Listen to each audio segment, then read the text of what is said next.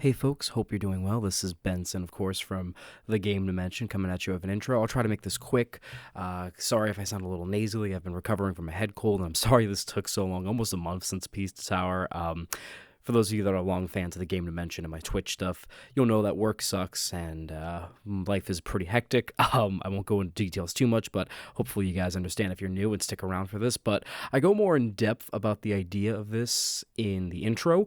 But just to reiterate, this is a podcast style thing where after a review, maybe not every review, but after certain reviews, I bring on a guest and we talk about points that I may have missed, whether they're small or huge, points that we sort of clarify a bit more or double down on, and just sort of ramble about the game and our opinions on it and what we think of everything about it. So for this, it's obviously Pizza Tower, so I hope you guys enjoy that. It was a lot of fun to do it with my buddy Napkin. Again, this is a podcast style thing where we just go off the cuff. There's no script, there's no nothing. Literally, it's just the visual is just going to be quite literally the original thumbnail idea Napkin and I went over between that and the final product for the visual. And then basically it's just going to be one singular audio track for backing music. You'd be surprised how hard it is to find like really good extended Pizza Tower audio beyond an hour/30 minutes. So of course I had to go if it's pizza time because it's the easiest that just looped really. But again, you don't have to focus too much on it visually. You can just put this in the background, take a listen to it. If you really like this idea, please feel free to let me know about it. Let me know what we can do to make it better. I'm always looking to keep experimenting with the Game Dimension, and this was a really fun idea that me and Napkin did. So let me know what you guys think of it. If you want to see this actually recorded live before it's on YouTube, want to get a special sneak peek, feel free to follow me on Twitch for the link in the description. That's where all my other socials are, blah, blah, blah. You guys know the drill by now, but until then, enjoy what I'm kind of like putting as a placeholder name. I'm calling it After ReviewCast. If you have a better name, please feel free to let me know. It kind of is growing on me, but again, just let me know if you have any other names. That's just sort of the name that I'm going with, but I won't hold you guys up too much longer. Please enjoy the video and stay frosty. All right. Time. As a man of spiders once said. Pizza Had to time. be an old lady with a stick to get these cranberries. Hello everybody on YouTube. It's me, Benson, of the Game Dimension. Welcome to a new idea I have. I don't know if you're gonna see my face or not. Maybe I'll put like the thumbnail over everything for this video with a VHS effect and all that shit. I don't know yet. We'll see. But you guys are watching a VOD from Twitch not seconds, minutes after the Pizza Tower review, where I have a new idea, which I'll describe in the intro before this, but I'll recap again for any of you that didn't really bother to listen to that intro, because why would you? Basically, we're going to be doing, it's an idea I have, I hope it succeeds, where we do an after review type of podcast. It's like after hours, but after review in this case, where whether it's just me or I bring a special guest on, it may be every review, it may be certain reviews, but basically what I'm going to do is I'm going to talk a little bit more about the game that we reviewed, and what's going to happen is I'm going to tie up any loose ends to points that I had, I'm going to bring up some new points that I think I forgot, and I'm going to see the perspective of possibly someone else. Also, hi Riley in the chat. You can definitely tell this is live streamed because I'm going to sometimes be talking to the chat and saying hi to people walking in. Hi Riley, you absolutely beautiful human being, you. And also, in case you hear gift sub notifications, that's my community going fucking insane, because they are. But yeah, today we're going to be talking about Pizza Tower, and I'm joined with, to quote myself in the video, the mad lad who likes pizza, Napkin does stuff. So, Napkin, say hi to the chat. Hi, chat. I like the funny pizza game. He likes the funny pizza. Let me turn it up a little bit too, just to be safe. But, how you doing tonight, Napkin? I am doing phenomenal after the video, let me tell you. Napkin, for those of you that don't know, is a good friend of mine. Obviously an artist on Twitter. For those of you that are on the live stream of this, obviously exclamation Napkin in the chat. Or no, you don't have to do it's that. Napkin or Napkin, I don't know. But so obviously you're a huge fan of Pizza Tower. I don't think that goes without saying with how many times I mentioned it in the actual review, you know. Yeah, I'm kind of a fan of it, Kind you know. of a fan. Before we begin the actual discussion, I want to talk really quick about a precursor to this whole thing. So obviously the thumbnail, my thumbnails are usually done by Sawyer, but this time it was done by the ever amazing Napkin. You know, Napkin was really excited about Pizza Tower. He actually messaged me about it, and I already kind of had him in mind. And I talked to Sawyer about it, and they were totally cool with it. I was still able to have been trying to figure out work for them still, so that way they aren't exactly going broke, because obviously Sawyer's my mainstay artist, but... Yeah, that was my main concern, like, Yeah. accidentally putting him out of a job for that one. I was like, should I step back? Or just like, No, yeah. He was totally cool with it. He actually said he was excited to see what you were doing, you know? So I hope he sees your art and likes it. I know everyone in the chat does. Obviously, your art's a mainstay in this community. But obviously, as those of you know, I like to pay my artists. I like to pay anybody that's part of the Game Dimension production or anything production-wise. That's what one should do in this business. And I asked Napkin, okay, how much is it for this thumbnail? And he goes, well, according to this, and he sends me a picture of the Domino's button that Domino's says, pizza, 30 minutes or it's free. And he goes, and I do reckon it's been more than 30 minutes. And I couldn't be mad at it. I was pissing myself and went, you motherfucker. So, you think it's a got him moment, right? No, I paid him. I still technically paid him. Yeah, he asked me for my Steam, which I gave to him thinking, oh yeah, I guess we haven't been friends on Steam.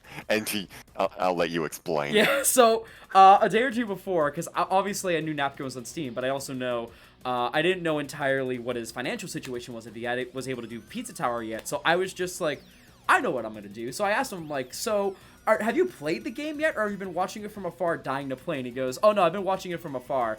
And, you know, I've been saving money for some other stuff. And I'm like, you know what, that's totally fair. And then I was like, oh my god, because I was talking with Show about it. I used it as a segue. I was like, oh my god, I don't think I have you on Steam, speaking of, like, Pizza Tower and Steam. What's your Steam? So I added him, and 5 seconds later, he received a gift copy of Pizza Tower. was so smooth with it, I swear. It worked, because I genuinely wanted to add you, and I got to add Thisal and everyone else from the Cake Fam. So, it worked out, and literally, I closed the Discord app on my phone. That was going to be one of my questions. Do you mind me taking over for this? Yeah, go ahead. I have to know, what was your reaction, like, after you bought me Pizza Tower, closing out of Discord, and then not 3 hours later, getting a DM from me that showed that I P-ranked a level already? Oh my god. So we'll go into that part too, because literally, obviously, I closed the app for a second, and I was giggling the whole time. I was like, like, giggling the whole time, giving it to Napkin, and then he was like, Benson, what is this? I'm like, I don't know what you're talking about. And of course, like I mentioned in the video, this fucking mad lad has P-ranked almost all of Pizza Tower in the span of 24 hours of getting the game. And if you remember in the video, P-rank entitles getting all the collectibles in a single unbroken combo while doing a lap 2, which means going through the level again. So, with the same time meter, mind you, for pizza time. So, you had the threat if you didn't plan everything accordingly with speed and time.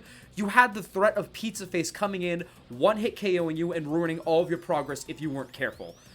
This man did all 20 levels about in fucking 24 hours, essentially. Including some of the harder ones, like War. So... That's actually a point I want to get into later. Oh, of course. I'm excited for that, especially. This... I have seen people online talk about how they can't P-rank levels still, and I haven't been able to P-rank them yet because it's just a lot, but thankfully we'll talk more about that too. It's not required for completion. I'll handle the P-ranking. I'll handle the talk about P-ranks. Oh yeah, you will. You absolutely will. Like, I literally was like, when you showed me one P-rank, I was like, okay, that wasn't bad. And then the next I was like, oh my god. And then you kept going, and I kept getting more every 2 hours, and I was like, what? Oh my god. And then he's like, Benson, guess what? And I'm like, you did not. And he sends me, he P-ranked War. No, I P-ranked the final level. Benson mistook it as me P-ranking War, and I went, oh, no. And then like a few hours later, I sent him me P-ranking War. Yes! Just to prove a point. Not even 3 hours later, I think. Arguably, in the community, one of the hardest levels to P-rank this man did in the span of less than 24 hours of getting the game. To prove a point. Just to prove a point. I literally, every time I opened Discord and I saw I had a notification, I didn't even look to see the icon for Napkin. I was just like, let me guess. He did it again, didn't he? Yep, there's another P-rank. Also, hi, Connor, in the chat. It was crazy. So I guess we'll hop into, like, one of the first points of the video from what is it? Your standpoint as a person that's P ranked every level. Obviously, to P rank a level, you have to know the level design inside and out. And again, like I mentioned in the video, it's very easy to learn when you know enemy placement and patterns that are right there planted in front of you, with a little leeway if you want with the easy moveset. You've P ranked every level, including golf, the Five Nights at Freddy's parody, Don't Make a Sound, the final level, the crumbling tower pizza, fucking War, Fun Farm with Mort the Chicken. You've P ranked every level. There was one level you didn't mention, though, go into later, that I'm surprised you didn't mention, but oh my god, is it? It was a nightmare, I'm sure, right? Yes. I think I know the level you're didn't talking about. We'll get to that. Yeah, we'll get to that. Continue. So, from your perspective as a bona fide P ranker, what do you have to add to, like, either my points or to counter my points about the level design of Pizza Tower and how, like, easy it is to learn everything? Like, now that you know these levels even more inside out than I think a majority of reviewers like myself know. And that's just, mind you, going on a completionist level to, like, see everything. Like, obviously, we don't have to see P rank to get the ending, so I'm like, okay, P rank, attempting it once or twice, I see why it's so easy to do, even though I'm not the best at the game yet. You are amazing at the game. What is, adding on to my points or countering them, what is your thoughts on the level design of Pizza Tower, you mad lad? Honestly, the level design of a lot of levels are, like, actual just chef's kiss. Like, everything blends together so well. Some sections you can just hold right, and it's so satisfying to just get Peppino to max speed and just see him just run like a crazed man on an interstate. It is...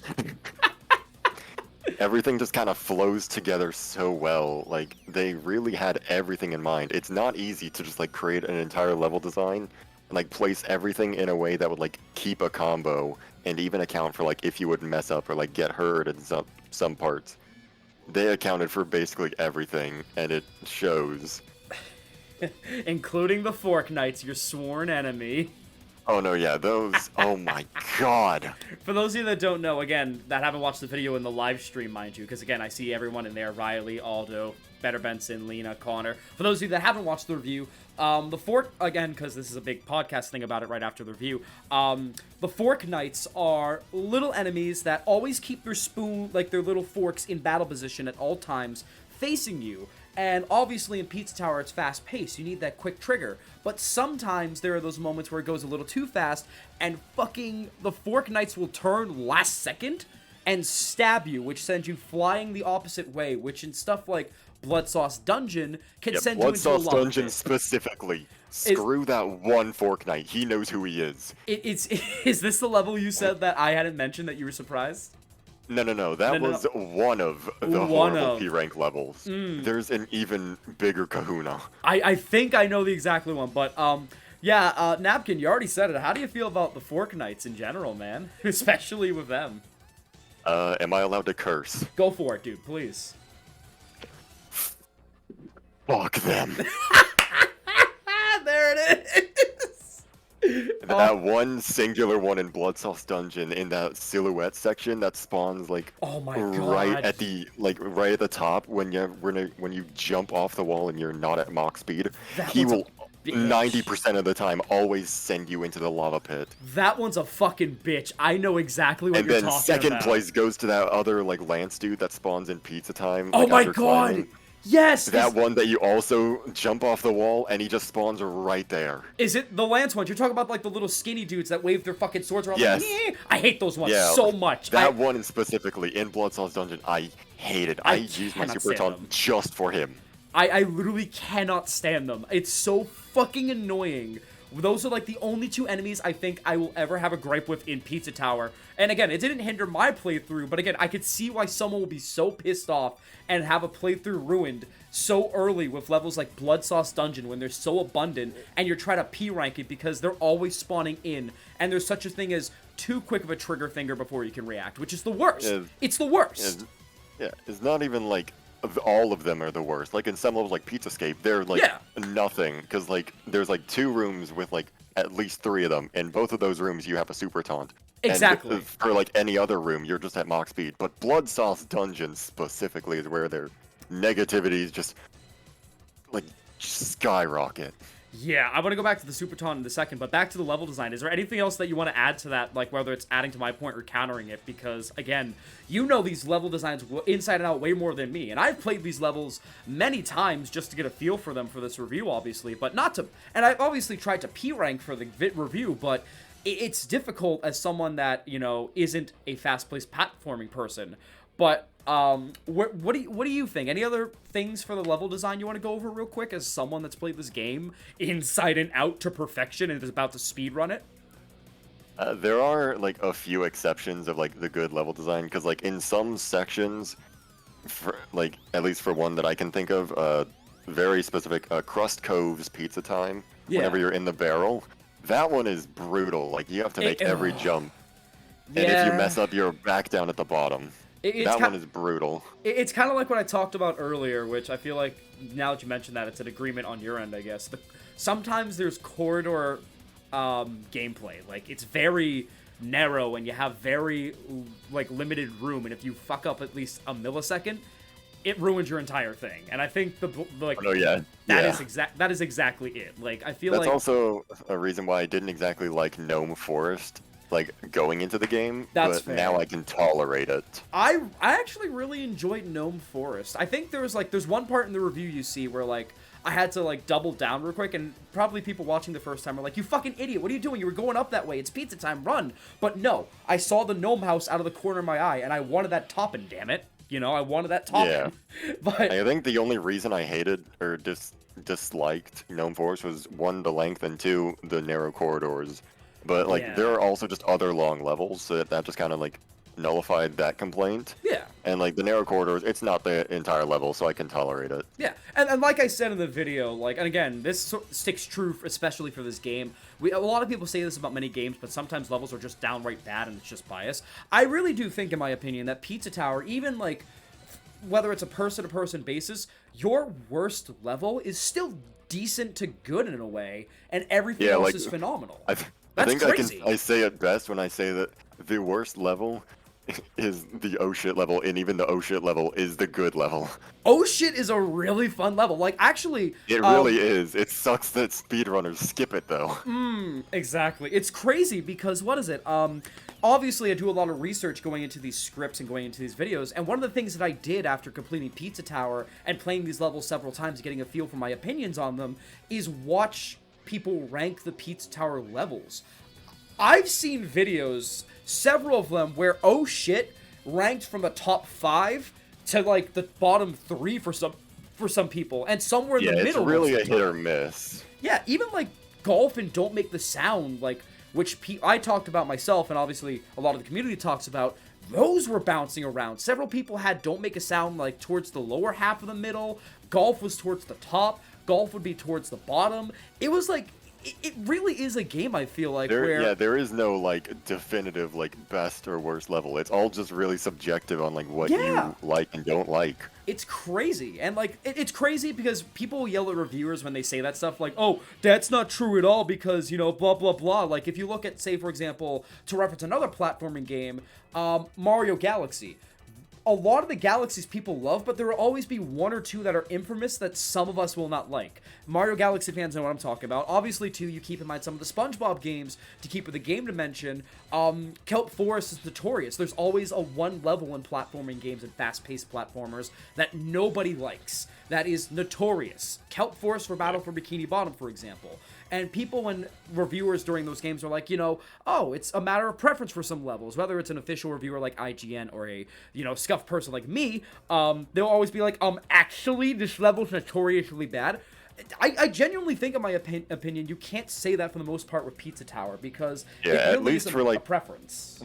Yeah, at least for casual. For like the P ranking, there is yeah. one level that is definitely like the hardest. Like there is a definitive like toughest level to P rank. While we're talking But that's about... only in like the P rank view. Yeah, and it's crazy, and that's the best part about it, is that casual, you'll love it, and then P-rank, if you really want to go down that speedrunning route, and this, I feel like the speedrunning route in regards to level is, you're always going to see that, but, I guess while we're in level design, do you want to just talk about that level? Because I feel the seething rage building since you first mentioned it. Right. So while we're still on level design, go ahead and mention this level so we can talk about it.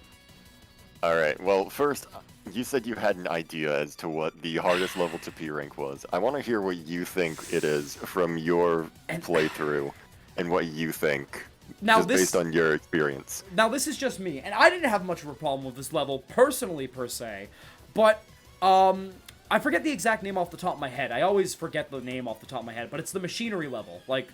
Oh, Peppybot Factory. Yeah, Peppybot Factory. That's the one. I knew it had factory. People seem to not like that. I hear that too, and honestly, I don't see it. Like, I mean, I don't feel strongly about it one way or the other. It's a good level. I like it. I like the pizza box power up as well. That was really fun. Oh yeah, it's one of the best ones, like hands down. It's so fun. All right, so it's so good. Since my guess is wrong, go ahead, let us know. All right. So the hardest level to P rank in the entirety of Pizza Tower is by far Pizza Scare. Oh my god, you're right. Oh my god, how did I not fucking think of that? Because a video did mention that. Trust me, I didn't think about it either. Because fucking, what is it? One of the first videos I watched did have Pizza Scare at the bottom, and I was like, really? Because I don't mind it per se. But again, that's from more so like a casual reviewer standpoint. This is from a speedrunner review standpoint, so please indulge the audience a bit more about Pizza Scare and how fucking crazy the level design is.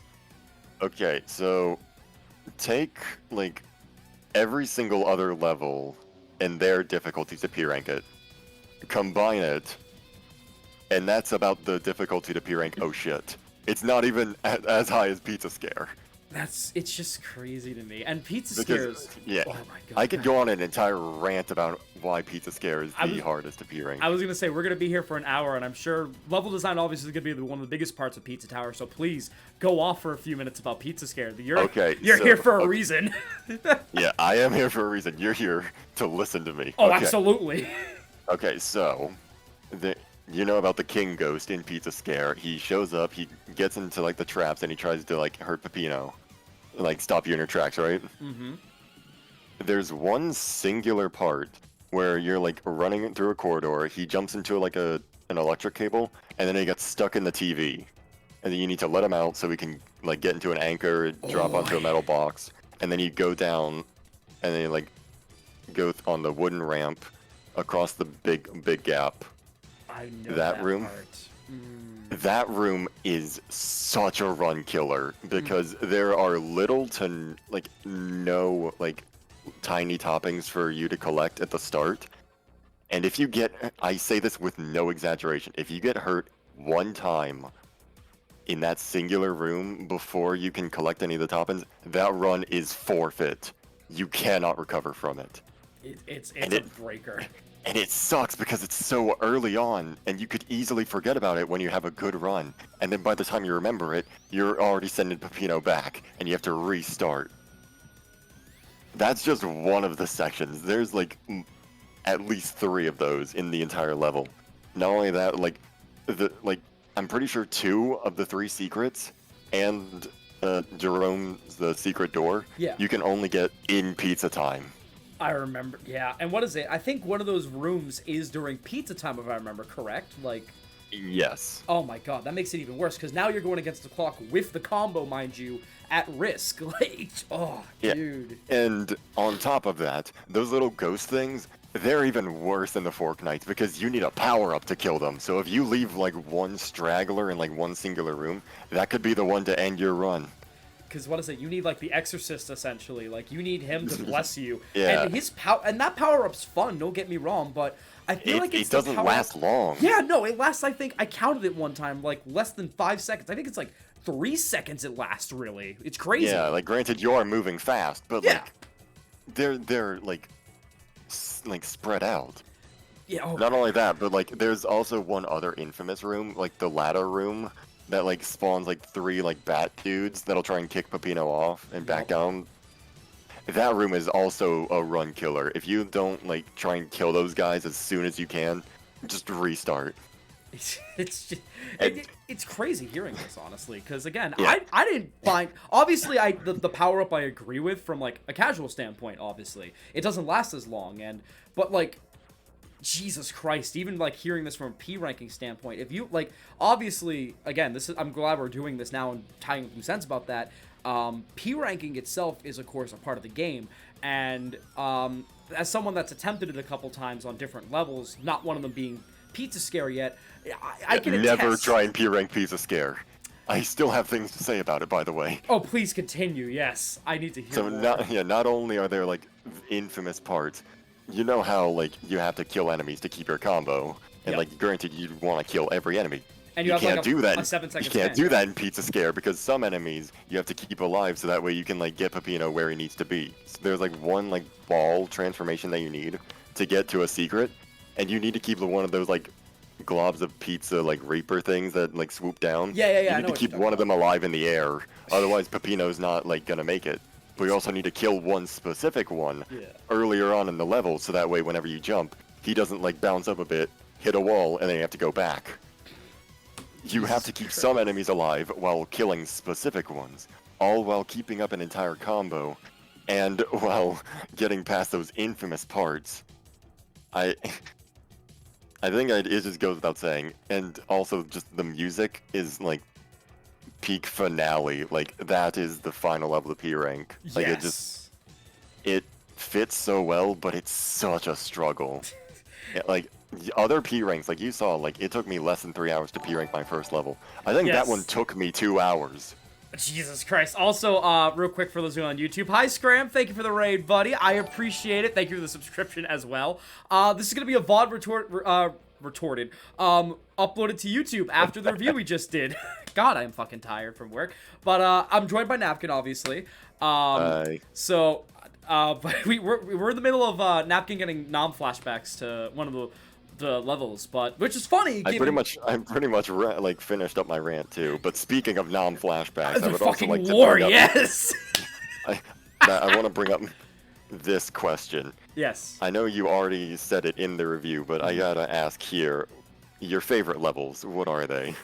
I fucking love War, obviously. Yes. I love War. I love Fun Farm, like, which is crazy because a lot of ranking videos have it towards like the middle / upper end of rankings, but I think most of that is because of the P rankings and just like trying to get a good score on it. That's also because, fair. Yeah, I don't feel too strongly about it, but like the first time around, it's good because it's Mort. It's so fucking fun. Like just this obscure 3D platformer coming in, like Mort the Chicken of all things, like who only appeared in a PS1 game. If this somehow sparks a Mort the Chicken revolution that leads to a Mort the Chicken remaster / remake, I'm gonna fucking lose it. I quote this now, ladies and gentlemen. I'm telling you. But Fun Farm is another one. War's another one. What's another really good one? I actually really liked Krusty Cove minus that barrel segment we talked Crust about. Cove. Love Crust Not only Cove. is it a great level, by far like one of the best themes. Yes, I Which love is an the entire song. section of itself. We'll talk about all the songs later. Oh my god, it's so fucking good. In regards to like So even many good beginning songs. levels, I genuinely like Pizzascape. I think that's a really fun level, all things. Like the Mm-hmm. suit of armor is so fun. There's those ones. Obviously, the finale. I love the finale after the final boss, the Crumbling Tower Pizza. Like, I think that's just a really fun level. Like, a great finale, like I mentioned. Yeah, like we knew it would happen. It was just way better than we could have ever expected. Exactly, because it's not only just the floors of Pizza Tower, but it's also the fucking levels in between. Like, it's crazy. And also, you're collecting everybody along the way, you know? You're collecting Mort the Chicken, you're collecting Gustavo and Brick. Almost everyone. Almost everyone. If you killed Snotty, he remembers what you did. That is actually something that I genuinely grazed over until I started researching the game more to make sure I didn't miss anything for the review. And I was like, oh my god, I'm a horrible human being. I killed Snotty. Yeah, there was also just another thing I wanted to add. Add on to your video. There were like 2 things that you also kind of missed that I'd like to clarify. Yeah, go ahead. One, I think you mentioned it in the video. To unlock the lap 2, you have to beat a level for the first time around. Yes. You can also, if you beat the tutorial fast enough, Yes, you unlock that's all of lap 2. right! Yep. What do you know? Like, because I looked it up. I didn't realize it until after, because obviously they don't tell you that shit. That's something you just get. Do you know how long you have to beat the tutorial, or how fast you have to beat it to unlock all the Latus? You do not have to do it fast. Like, you could go in there, like, if you just know the controls, you could do it right now. It is not like, it's not like you have to beat it in like a minute 30. Okay. Like, you can do it in like, you could do it right now. That's insane. That's actually, and again, that's really cool. They're like, oh, you're kind of that's a pro how at this. speedrunners are able to do 100 and 101%. Yeah. Like that quickly. Literally, they're like, oh, I love how the game rewards you for getting the hang of it so quickly. They're like, oh, you're doing really good. I guess we're gonna trust you with this while we're here, you know? Fucking. It's like games letting you skip tutorials and like being like, oh, you know what you're doing. All right, here, take these, have fun. Pokemon would fucking never. Let's just put that out there. Pokemon would never do that. Like, they really. If you skip the tutorial in Pokemon, they'd like take Pokeballs away from you. They're gonna beat you on the spot. Like, they're gonna They throw will beat hands. you to death. So there's that. And what's the second point?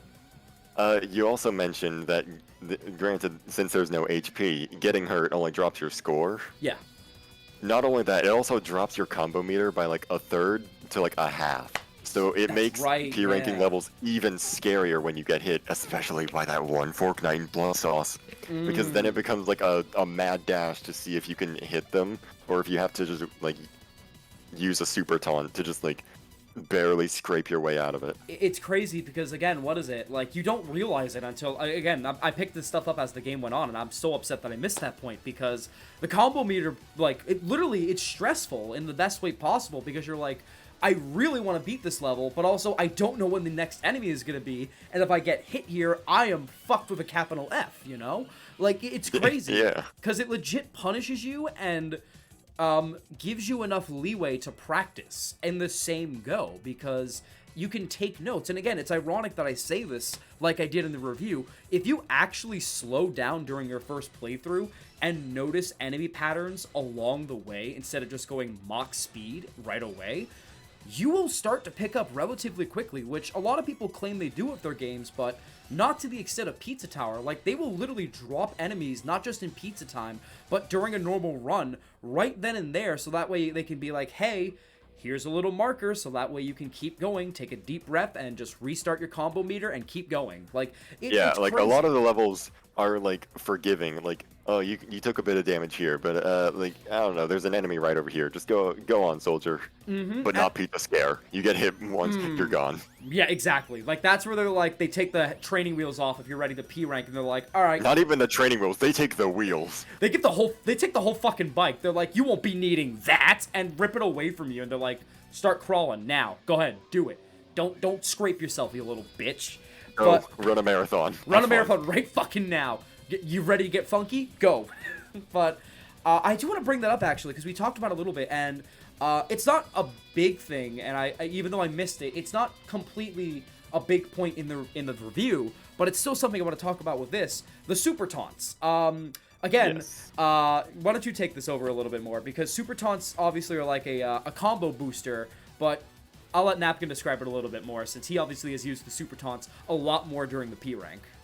Alright, so super taunts, basically, if you don't know, if you get a combo of 10 or higher, Peppino starts glowing with this electric aura, and if you hold up and press the taunt button, he'll do this as what I can only describe as a godly maneuver that acts as a screen wipe, and it'll refresh your combo, and also I think gives you a few points. Yeah. If I'm not mistaken. I think it does, if I remember correctly. Please, if you're also like a big Pizza Tower fan, let me know in the comments down below. But fucking in regards to the regular taunts as well, along with super taunts, I love the little pose he does while he does it. He's like, pew!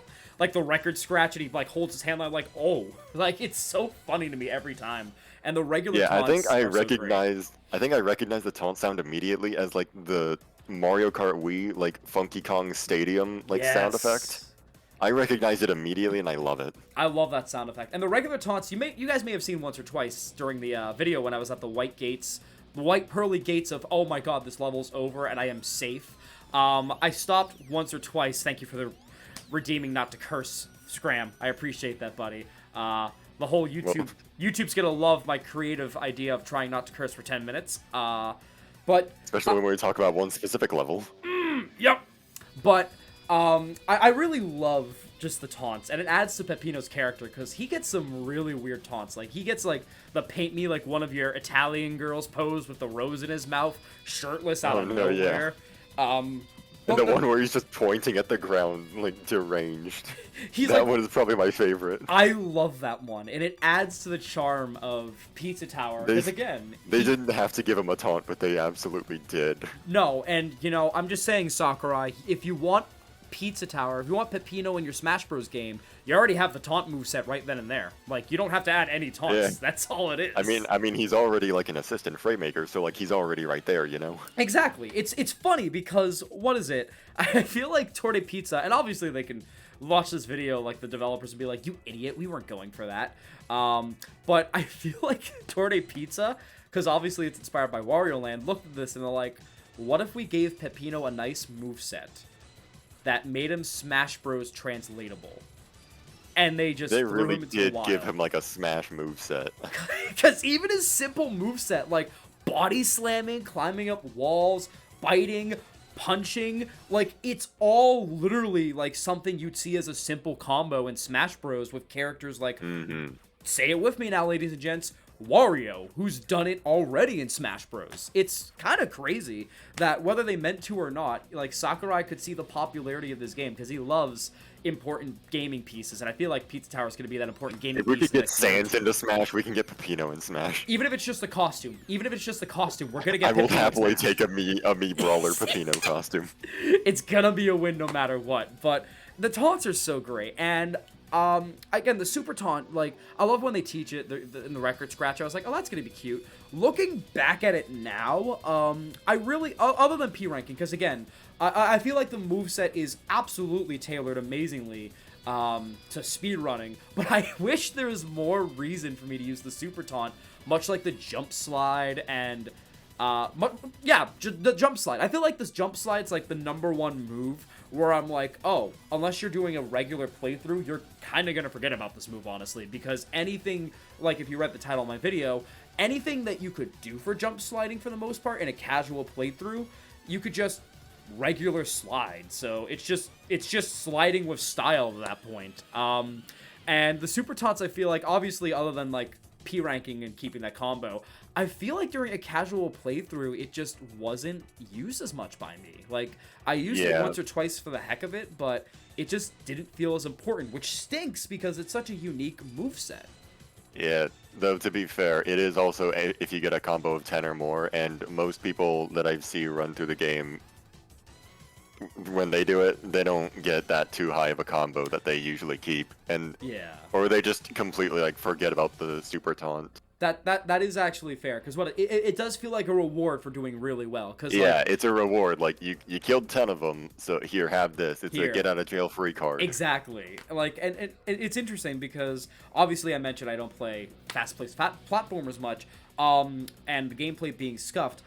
I looked back at the gameplay, and there were several times, like, a lot of my gameplay was just me going to 15 combos, and I was like, when did I do that? I was like, I don't remember doing that. Like, you tend to keep a combo, like, pretty well. Like, it's kind of forgiving with, like, how many things keep a combo, which I'll also want to get into with one of the specific levels. Oh, yeah. We'll go into that level in a second, but, like, obviously the gameplay's still a little scuffed, you know, reviewer curse and all that, but it wasn't as bad as I thought it was going to be, because I genuinely thought I was doing pretty decent at the game, and I was just like, oh my god, like, that's kind of crazy. And again, that speaks to the accessibility and the game design by Torte Pizza of how easy it is to pick up Pizza Tower. Like, even if I don't play this for a month, which might happen with how crazy this next bit of content is going to be, like, even if I don't pick it up for a month, I still feel like I'll be able to keep that pace that I was going with 20 to 30 combos, especially towards the end game, where because of how easy it is to pick up with the enemy placement and the easy to learn patterns, it's mind-blowing. Yeah, like, whenever you bought me the game, like, for the first time, like, when I first started playing it, I had the thought in my head, like, I don't know if I'm too big of a fan of the controls. It might just be a game that I enjoy watching, but not really play. Yeah. But then I just kept playing it, and I think you see where that went. Oh, absolutely. I have a whole DMs of seeing where it went, buddy. Let me tell you. You have the evidence. Every hour is P rank, P rank, P rank, P rank, P rank. Oh, hey, Benson. Like, what What did I do this time? Oh, P rank. Like, again, like I said, for the first 24 hours after he bought the game, whenever I got a notification on Discord, it'd be like, oh, somebody went live, somebody went live. There's one straggling notification still. That's probably Napkin, isn't it? Yep, it's Napkin, Yep. P ranking again. But while we're still on the level design, too, what is this other level you want to talk about? What's this other level? Not so much like for P rank, but it's definitely a level I've appreciated more Yeah. in both P ranking and speed running. And I've done both, so I can appreciate in both sides. Yeah. Golf, ironically. I was hoping we'd talk about that. Yeah, so first time around, obviously, golf. It exists. You're not a fan of it. I'm not a fan of it. Yeah. It's just kind of there. Yeah, it's not even But- the whole level either. Like I mentioned in the video, not every hole is bad per se. Yeah. But there are those moments, and again, there was one point during the gameplay where I accidentally jumped in him once or twice, and I didn't realize that counts as a hit. And if you play the level of golf, for example, you have to get what's called a primo burger, which is you get it under a certain amount of Oh yeah, strokes. the Primo Berg. Yep. And it It's counts. basically It counts basically your towards par. toppings. Yeah, it's to par, and you get toppings for it. I was extremely pissed when I found out that my hits or like accidental jump or two counted as a stroke, and I was like, "Are you serious right now?" Like, That's something I also want to talk about and clarify. You don't need Primo Berg. I realized that I think towards the end of the level because I was like, I could still do this without a primo berg, can't I? And I was like, what's the Yeah, point? the other than number flashing? means nothing except for the achievement. The numbers mean nothing. You can hit them as much as you like, which would- goes into my next topic for Yeah, the go P rank. I can't wait So- to do this. So for the P rank, obviously, he said it multiple times. You have to keep a combo, and to do that, you need to like kill enemies, collect toppings, do anything that involves Peppino doing something. Yeah. The happiness on my face when I saw that not only does like interacting with Greaseball, like when you hit him, it refills your combo. Holding him in place when you're about to hit him pauses your combo. So you can just sit there and take your sweet ass time, just like hitting him around, like getting a score of like 50 I while did not. keeping your combo of 50. I didn't know it pauses the combo. I know it kept it obviously, because It obviously. just pauses it. You're in no rush when you're hitting Greaseball. Okay, that again, that makes me appreciate P ranking It a bit made more. me appreciate it so much. And on to the next one, speedrunning. So for the final course, you obviously like get Greaseball to the end and you hit him into Pillar John. Yep. And you have to go through this like 1 minute like unskippable cutscene of Peppino just rolling around and getting tossed everywhere. And like 2 like mandatory golf courses. However, there's an achievement that you get if you take one of the burger enemies and you put him near the end with Greaseball, and you have the burger enemy hit him into John Pillar. Because they can't hit him. That's right. They can't hit him Yeah. as well. Yeah. So if you put 2 and 2 together, you take a burger enemy, put him near the end, you run back over to the start where the door is, you let him hit it, start pizza time, you're past those John blocks that appear, that Yeah. pause you, that stop you from going in there, and you skip like 2 minutes of the escape sequence. It skips like the worst part of the level, Okay, that's and really it's cool. Actually. phenomenal. You can just immediately just like start running down the corridor and just get to the end. That's insanely cool. And again, looking back, I think I might. Again, I still don't like golf as much as the others, which is again, Yeah, no. it's a tough personal preference, and I'm sure anyone could disagree with me. I still think some of the holes, at least if you're playing it for what it is, and even during speedrunning, possibly if you're just starting out, it's a pain because he walks around if you take too long. And obviously, you want to catch up to him, and you're like, oh, gotta go fast. That counts still as a hit, which is great to keep a combo, but like when you don't realize at first that the Primo Burger, like keeping it under that number doesn't matter other than an achievement, it gets frustrating in an eye-rolling way because you're like, oh great, I'm not gonna get this collectible because I didn't get the Primo Burg under this number. But now that like it's like, oh, you don't need it other than this achievement per se, it lightens the load, but it also is like a weird idea. Yeah, like it's a weird design choice because like obviously I love the design. I might be wrong. I think it's just I think it's Yeah. just about getting him to the goal. I don't think you have to do it in the Primo Berg. Okay, thank God, because I But- wasn't too sure, because I noticed I got a top, and I think, even though, and a Primo Berg, even though I just went over the number, I believe. And I was like, was that all for nothing? Was that stress and fighting the cheese blobs, throwing him like a baseball, all for nothing? You know, like yeah. I'd also like to say that when you learn the level layout of golf, yeah, Greaseball just kind of becomes like, he's just kind of there. Like for the entirety of the first room, when you first walk in, you can just hold right, and Greaseball will just end up in the goal all by himself.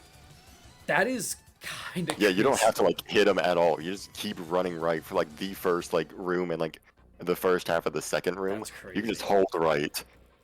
That's honestly crazy to think about. And again, obviously, it's still good to me, but not my favorite. But stuff like this, hearing this now, makes me glad we're doing this, because it is like, I love the design choices still, don't get me wrong, and I can see the point where they're coming from with that, if that's the case.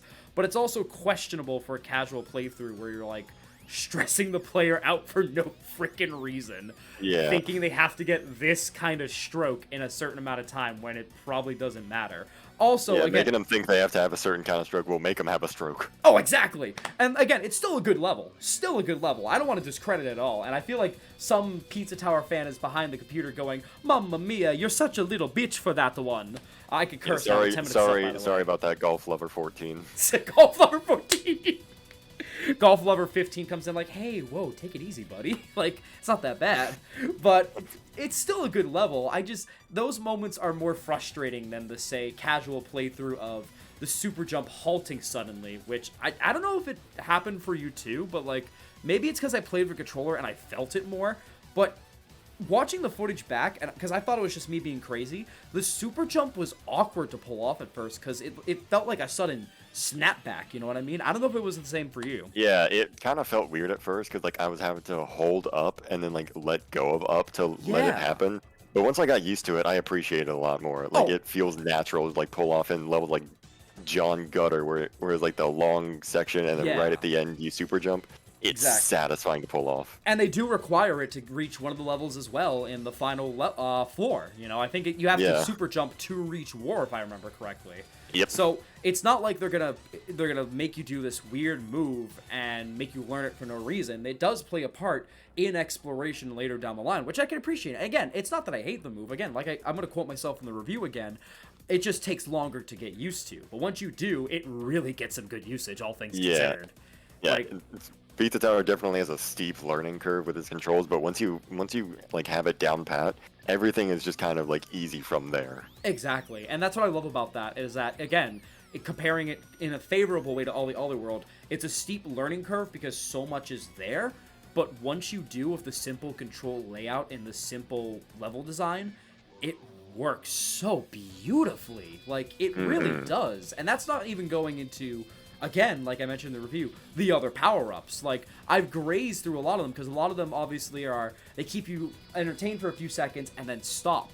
And I appreciate that, because like I said, and this is the challenge when I was making this review, I was just like, okay, I don't want to sound too redundant with this game, going over each level, because yes, everyone has a certain theme and power-ups attached to it, but some of them, like, you know, riding a dead body in the graveyard, they last for a few seconds. It's a funny gag that gets a speed running element to it as well.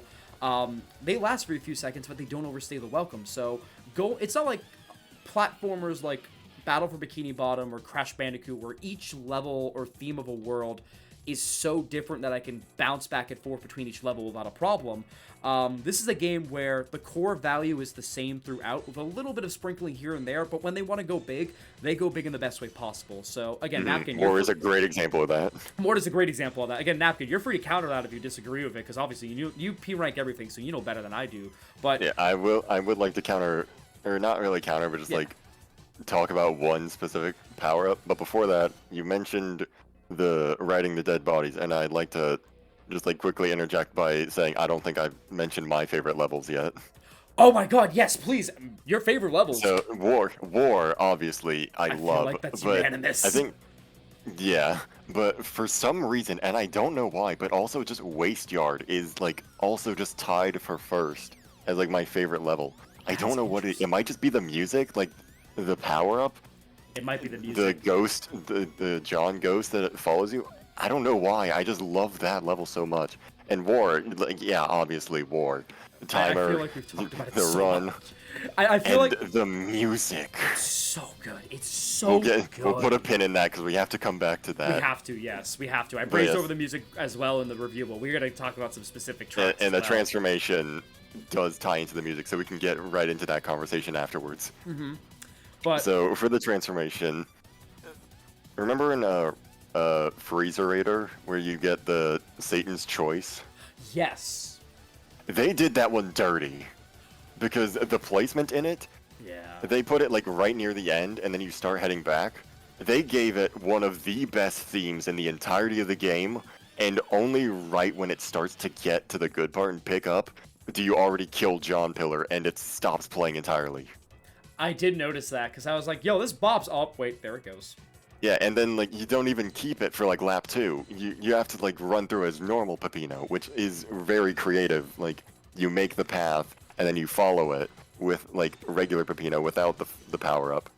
It's They exactly. just did it dirty. Like they could have at least like kept the theme going. They really could have, and I feel like that's like a compliment and a detriment to some of like the power-up music and how each there's how many soundtracks there are to the game, because you're gonna Yeah. hear everything, but you don't get to hear a lot of it because of how fast-paced the game is. And by the time you get going with certain music, it's already pizza time, which is a Yeah. detriment to like the sound of like the music itself. Not in like a way that'll affect my opinion, obviously, of the game, but it's like, oh, I gotta look up the soundtrack on YouTube. Which is a good thing as well because it keeps you thinking about the game, but it's a bad thing because you're like, man, I really want to hear this more, but also, goddamn, do I want to P-rank this level? You know, like I Yeah, can't like stop. for lap 2 music, like you guaranteed will not hear the entirety of it. No, absolutely not. You will But, yeah, definitely not. But they also did another level dirty with its music. Don't Make a Sound. The theme that plays for that level is so good, I love it. And then it sucks that it's like interrupted by the chase music that just kind of exists. Yeah. And it sucks because like it happens so often with how many alarms go off. Jesus. I guess while we're here, we could talk about Don't Make a Sound as well because we're going through all the levels. How do you feel about Don't Make a Sound personally? How do you feel about it? I want to hear your thoughts. It, like, for what it was, a funny FNAF level, I liked it. Like, good theme. I like how, like, all the animatronics are based on the Toppins. Yes. That, when I found that out, it was, I loved that fact. One of my favorite things. I don't know if you ever got that jump scare screen, but there's the Oh, yeah, the Oktoberfest. The Oktoberfest, yes. For those of you I don't that think I ever got it, but I saw it, and I love it so I got much. it. I got it once, and I was like, oh, here's the jump scare coming up right now. Because for those of you that don't know, if you didn't watch the review, obviously first, which I don't know why you're watching this before you watch the review. Don't make Go sound. watch it. Yeah, go watch it. The FNAF game, the parody. You get the jump scares, obviously, and side note on that side note as well. I was never scared by the jump scares. I found them funny. I was watching people legit get their shit scared by these jump scares. I never saw that. Who did you watch, huh? I watched one or two people and they were just like, like jumped out of their seat. I'm like, what? That's a cheese I mean, I guess blob. because I mean, I guess it, like you get caught off guard by it. I mean, but you see it That's the coming, only way I though, could yeah. see it. But like, yeah, like you see it coming. It's the point. Also, show, no, wait, stay. I didn't mean you. Hi, I love you, buddy. You can watch the video after the stream. You can stay. Yeah, show, please stay. We're talking about Pizza Tower. Yes. And I'm ranting. But, what is it? Back to the frickin' Don't Make a Sound. Continue with your thoughts on it, because I know it sounded like there was more to that as well, other than the theme itself. Yeah. So yeah, great level. I like it. The jump scares are funny, and whenever I found out that the level design, like, shows you what blocks they can and can't pass through, Oh, yeah, that's like, true. I appreciated it a lot more because it felt like fair and like, okay, it tells me that they can pass through here, but I can't. Until you it hit didn't the just feel- ghost. Oh yeah, The good old puppet. until you hit him. But then, like, right at the end, I love that is the only other level other than War that gives you just the shotgun. And, yeah, because what is it? The only other way we get the shotgun is at Is the through end with War. and Yeah. Crumbling Tower of Pizza when you're like shotgunning that specific. Yeah, that one makes sense. For War, it fits. Yeah. Why in that one though? It's so stupid, and I love it. And It's so stupid. It Yeah. really is great. Because what is it? And, Yeah. and that's why I thought of it. That's why I made the joke. Because it really is Willy's just Wonderland. Yeah, it's it really Willy's did just go Wonderland. from FNAF to Willy's Wonderland. But It was such a cathartic like response to like shooting the animatronics. It was so satisfying. it really was, and it kept that fun pace of Pizza Tower beforehand. But like again, it's tough because again, I didn't mind because when you like you said with the blocks, when you start to learn what they can pass through and what they can't, and how fast they go and how fast they can't go, it's not that bad. But then like the fucking the fucking puppet that phases through walls essentially. Yeah, throws it yeah, all funny out little the window. tomato clown. Yeah, the little tomato clown throws it all, and I think that's why I don't like the level as much as I do, because the other ones, I was like, okay, that's my bad, okay, that's my bad, okay, this one's just the corridor, that's kind of bullshit, but I see what they're That going one's just for. cheese. That one's just cheese, you know, I get it, you know, and eventually I did learn with it. The puppet, you just gotta go for it, and it's such bullshit. Yeah. No, I also do like that the fifth toppin, the pineapple one, only shows up during pizza time and just spawns in like tiny like pineapple piranha things, I guess. Yeah.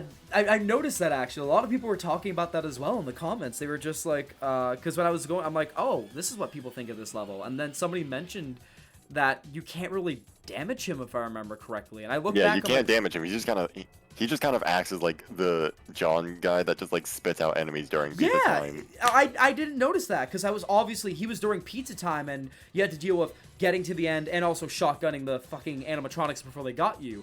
And Yeah. I looked back on the footage while I was editing and I was like, you know, actually you never do damage him because it's not like Santa Claus during Fridge level where you could damage him. Like this guy, Yeah. you straight I can't just damage. I still love that they just included Santa Claus. They needed some kind of Lakitu enemy, so they're like, what do we need? We need some kind of like Santa.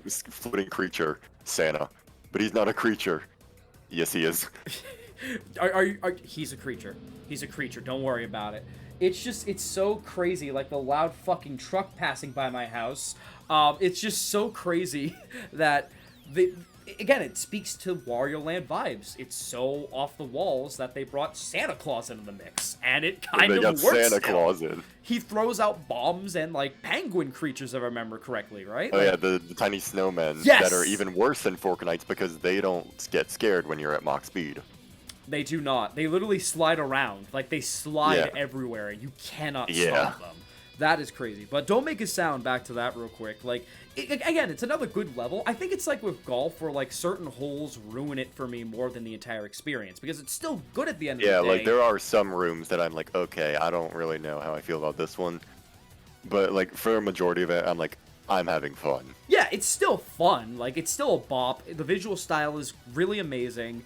It's just those certain moments stick out more than other moments in other levels. Like, even though the Fork Knights and Blood Sauce dungeon are a pain in the behind, it doesn't stick out as much because at least you can overcome it. Sometimes with the holes and the marionette tomato puppet guy and Don't Make a Sound and Golfing, of course, you take a crapshoot with them sometimes because you never know.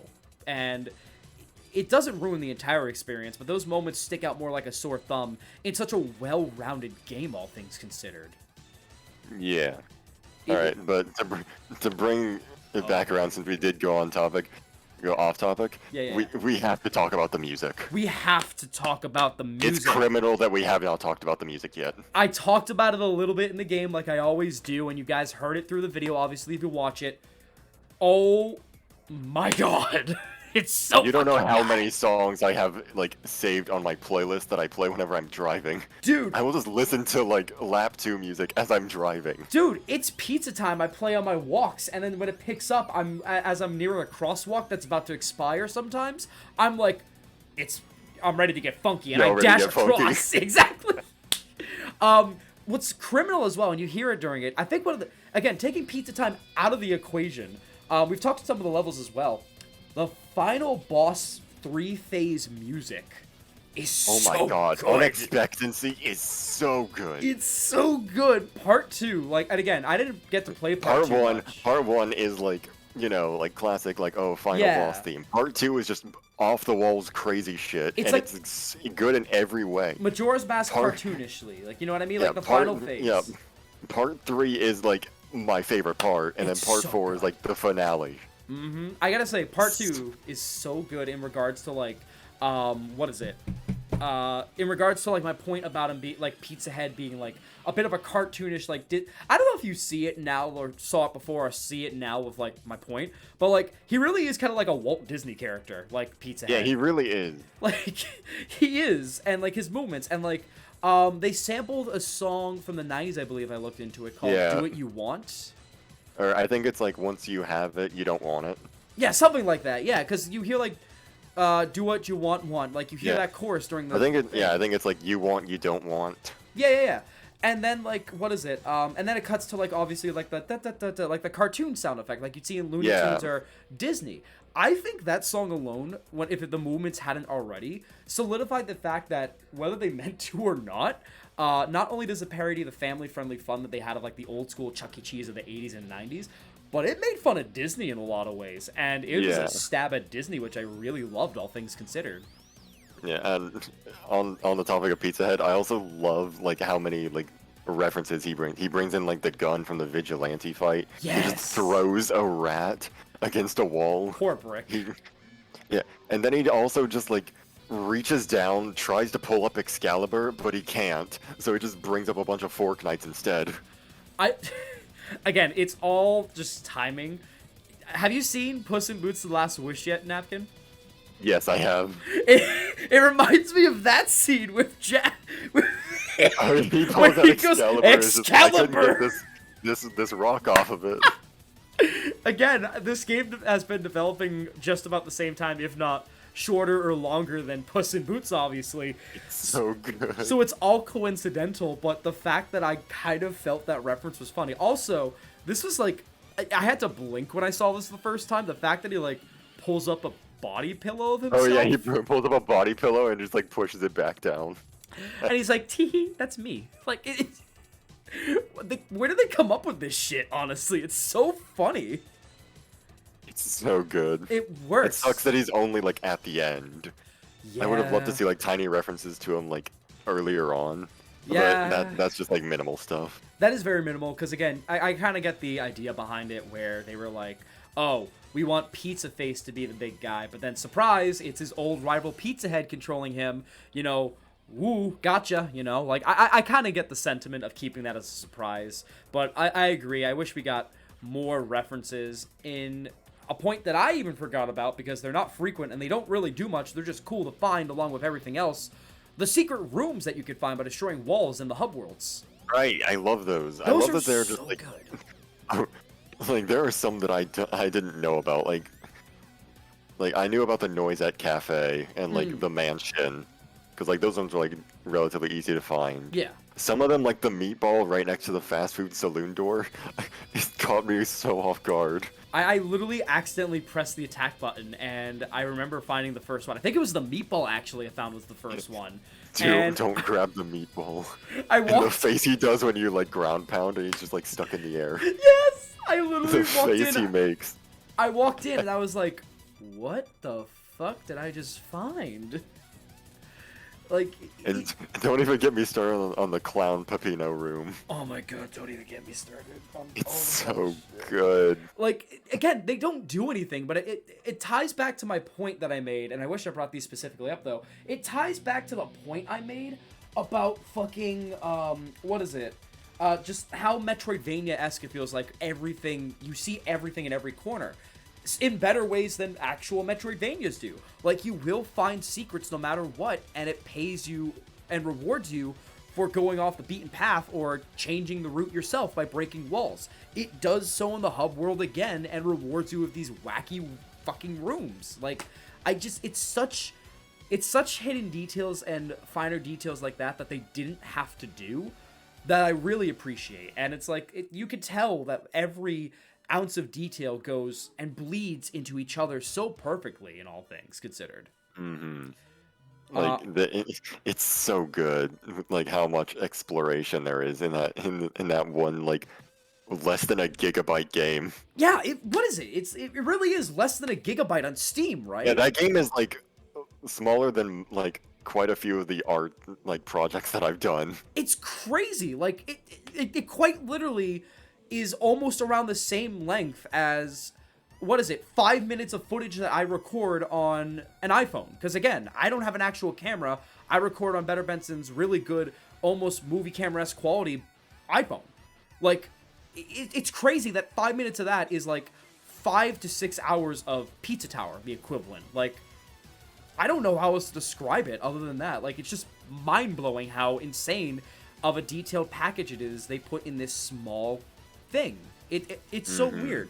Another thing I guess we should talk about, speaking of details, the bosses. I know I talked about them rapid fire because the bosses, yes. they go so quick, and I really did describe their patterns well in the few seconds I gave each one, because each boss, if you do it right, lasts less than a minute other than the boss rush.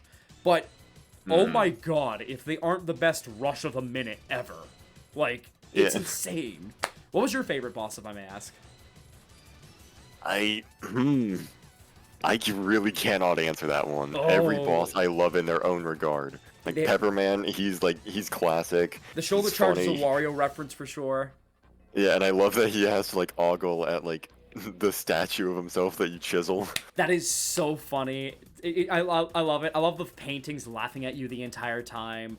Yeah, I love, for Vigilante, I love that he just, like, does a Meta Knight and gives you a weapon so that you're on equal ground. It was so cool. And then the shootout that I mentioned in the video. The shootout.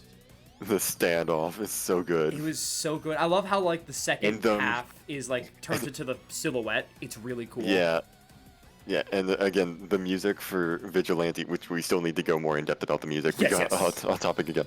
But, oh my god, it's so good. Calzonification, I love that theme so much. So good. The noise. The noise, he's easy, like, for the first phase, but then for the second one, he's just like, alright, now I'm gonna do it all, but with a twist. You want to see me? Because the first phase is still this a little, is what I call doing a funny.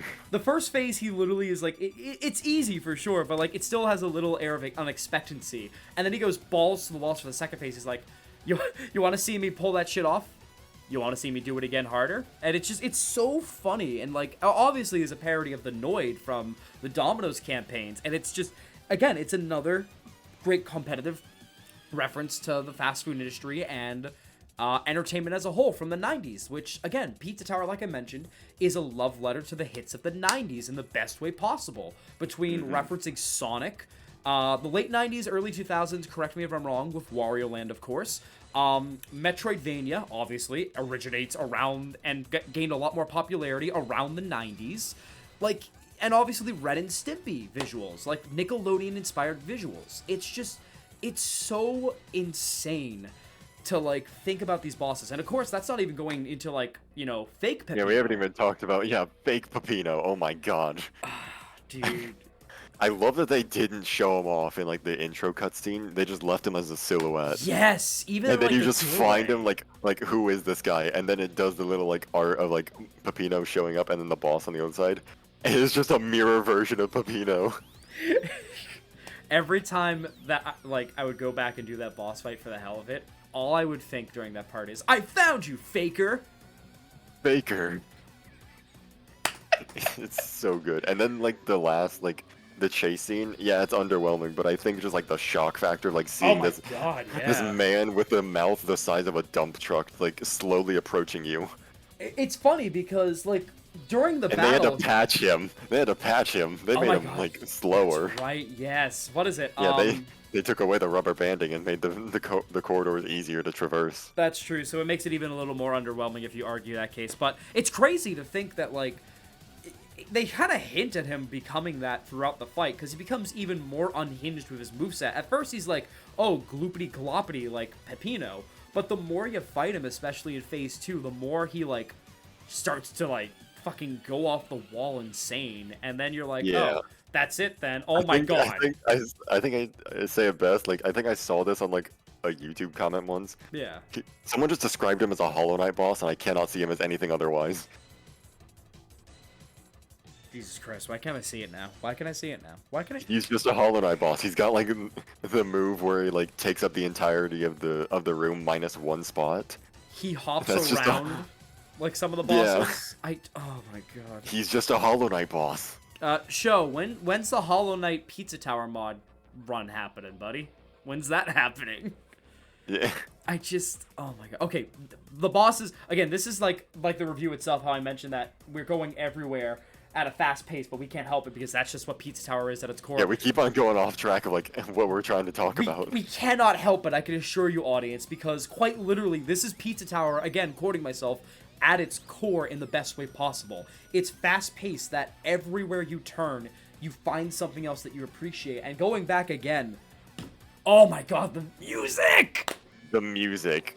Oh my, I need to just talk about War for a bit. Please Don't take that out of context. Take it out of context, please. Take it out of context. The music for War is like, I think, in my opinion, the best. Just the way it like starts. Yeah. The theme itself, the way it swells as you like get further in the level, and the tiniest detail of when you go to lap 2, it keeps playing the song. It doesn't replace it with the lap 2 theme, it just keeps playing it. I appreciate that actually, because it's like we talked about with the power-up theme in Freezerator. They just like take away that theme like as soon as you get it, which sucks. They don't do that in War. Like they let it play out. Thousand March is such a good theme. It needs to be like have a million like people listening to it always. I actually, what is it?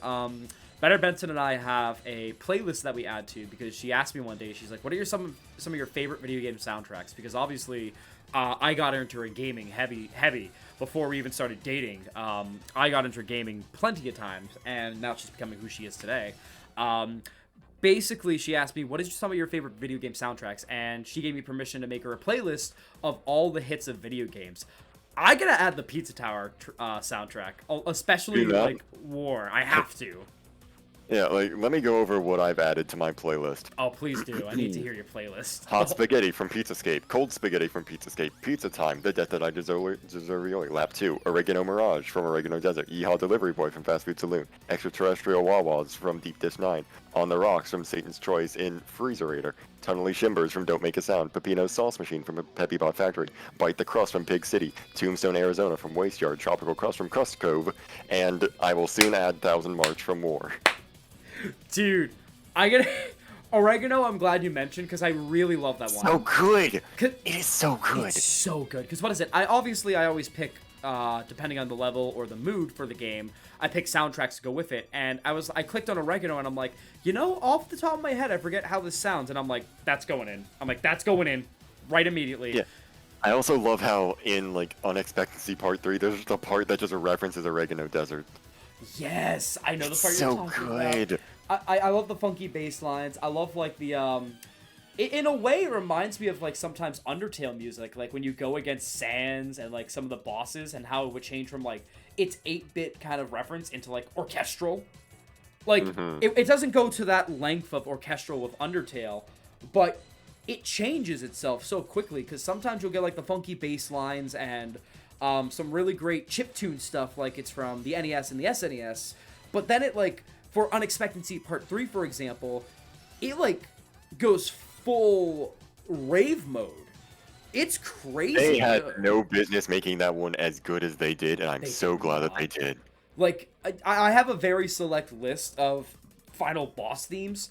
Obviously, Kingdom Hearts, like no matter what the game, the Kingdom Hearts final boss themes always slap. So I just put Kingdom Hearts as a whole on the list as one of my favorites. Some of the Pokemon champions are up there as well, obviously. Fucking, what is it? Xenoblade. That's up there with some final boss good music, especially... And of course, Pizza Tower. Yeah, I had to add Pizza Tower Unexpectancy Part 3. Like, obviously all parts are great, but... Every single part, yes, but Part 3 specifically, I think I just love the most. That's my favorite.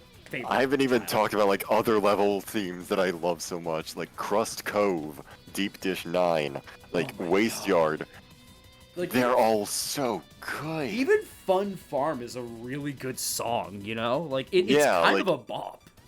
Even the funny oh shit level has like such a good theme.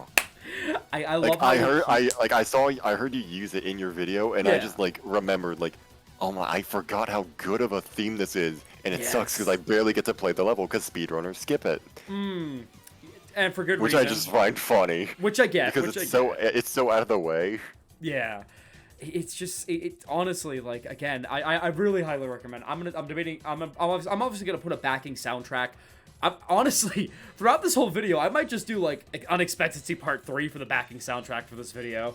You Like, just start playing just like random like level themes. Like Yes. Crust Cove is like an easy one.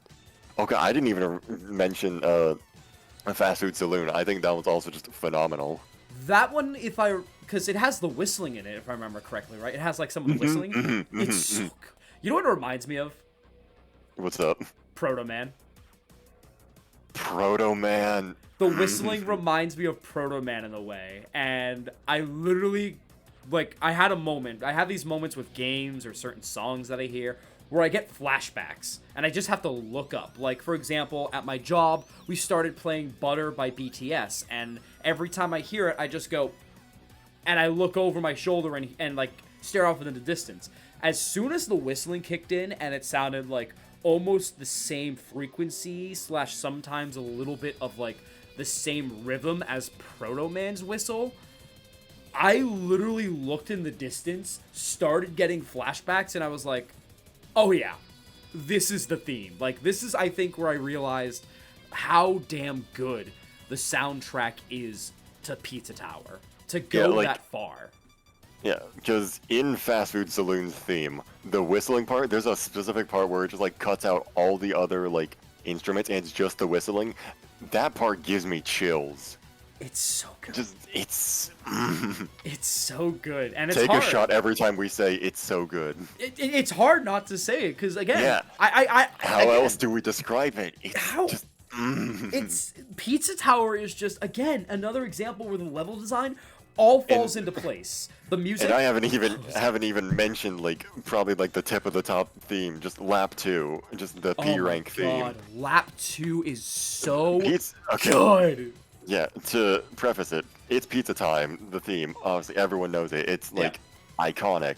It's chaotic. It's, like, it's speedy. It like, encourages, like, get the fuck out of here energy. Jeff Keighley speedrunning the Game Awards with that theme. Yeah. Bill, that's But for lap 2, the theme is so much more, like, calm and, like, because and more confident, because like you have the balls to go back and do another lap, so take that confidence and run with it to the end. Going back to like Satan's, like, you know, back to like Freeze Raider, like, again, you cleared the path already, and it gives you like pizza time's the panic of, oh shit, am I gonna like clear this level? Am I gonna carve this path? And then part 2 is like, War does that too. It gives you the gun for the first lap, and for the second one, it removes it. You're just regular Peppino. You gotta run through. and quite literally, lap 1 is clearing the path, and part 2 is like, hey, you cleared that path. You're a badass. Yeah, because like, Do it again. there's no other enemies there. It's just the ones that respawn. Mm-hmm. That's right. The path is set for you, so just run. I think what I love about Pizza Tower, the more we talk about it now, is just the fact that it sets the tone so fucking well for its like gameplay and what it wants to do. Even the opening theme hooks you in with its guitar riffs. It does a really good job of setting itself up as a hype as hell game that's gonna really, it'll hold your hand but also push you down the road almost simultaneously. And it does so fucking well that even from like your perspective as a P ranker and a soon-to-be speedrunner of the game, like you just get that feeling that like no matter what, the level designers find ways to keep you coming back and keep trying to raise your game. Mm-hmm. It's just, and the music of course adds on to it. Like the music. Yeah. What?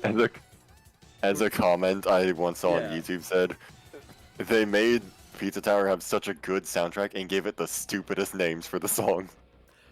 Yeah, you stuttered when you were saying the this is Yeah, the depth that I deserve only.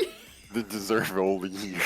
I It's so dumb and it's so stupid, but such a good theme. When I was looking up the soundtrack on YouTube, obviously, when I was adding the backing tracks to the review, I obviously didn't know the names of the songs. I just knew them as, oh, this level's theme, this boss theme, etc.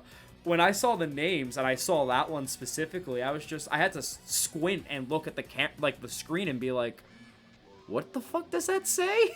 I'm like, Yeah. does that say what I think it is? Yeah, fucking extraterrestrial wah-wahs for Deep Dish 9. That one cracked me up. That was so fun. They didn't Fucking have to yeehaw do that. delivery boy. Yeehaw delivery boy. I think that sent me, because I was adding the soundtrack, I think, at 1 a.m. And this was like peak editor hours for those of you that edit, of course, where I started... 1 a.m. is like peak production hours. Yeah, and I started losing my mind because I had been working on it beforehand. And as soon as I got to that, I was like, does that say Yeehaw Delivery Boy? Like, I couldn't believe it. They didn't have to name the songs like that. They could have just went like any other composer and be like... Yeah, they could have just named it after the stage itself. Yes, exactly. But the fact that they kept with the zaniness of this game and gave each song their own fucking name like that is... Actually, wait, hang on. I think there's like my one song in particular that has a stupidly long name. I want to see what it is. I think it's Freezerator. Oh. I think it's one of those themes. Oh, Yeah, yeah. you're right. Oh, yeah. Don't preheat your oven, because if you do, the song won't play. That's just what it's called. That's the song name. I saw that fucking name, and it was 2 a.m. after the 1 a.m. incident, and I saw the name, and I look, and I was just like, what if I actually try that? Would they actually beat my door down and fight me for it, you know? If you do, the song won't play. Yeah, exactly. Would they be like, oh, you ruined the audio? Wait, it's like a freak. It was so funny. I love the fact that they literally put this much detail. And I don't know how big the production team is for Torte Pizza off the top of my head. I know it's a very small development team, obviously, but the fact that this team came together and like made such an iconic game. And like I mentioned as well, again, I keep referencing my video, we've already had so many bangers this year. Fire Emblem Engage, depending on the person you talk to, obviously. Dead Space Remake, phenomenal. Resident Evil 4 remakes come out at the time of this video. I hear that's phenomenal as well. Like a Dragon Ishin finally coming over to the West. It's still technically a remake. Keep that in mind for the end of the year video, blah, blah, blah. Octopath Traveler 2, Wolong Fallen Dynasty. We're in the middle of like a huge big 3 months, I should say, of gaming for the year that's shaping up to be even bigger. And at the time of recording this, obviously, after the Pizza Tower premiere, after going to PAX East with a lot of games also slated for this year, whether it's for early access or full release, I can confirm that what we know for releases is just the tip of the iceberg. Like, there's a whole slew that I saw at PAX that I'm going to go over next stream that there's just so much to go over. There's so much good shit coming out. But the fact that we're eating so well with games these first 3 months is, and with big hitters like Unintended. You bastard! God damn it! But the fact that we're like getting all these big hitters early from AAA, and we were asking ourselves, when's the big indie hits coming out? And obviously, Space for the Unbound is a game that I really want to talk about as well. Chia is another one I'm going to talk about as well.